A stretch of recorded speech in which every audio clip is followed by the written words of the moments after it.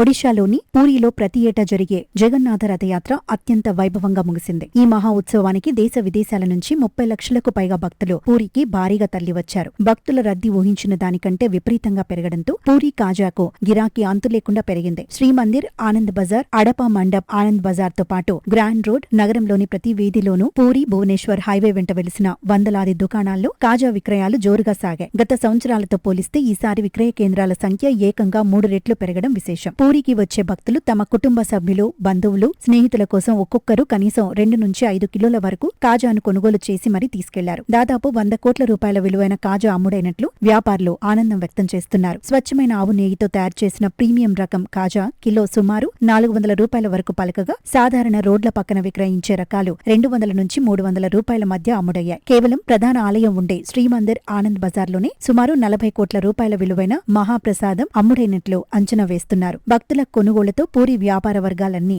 కళకళలాడాయి.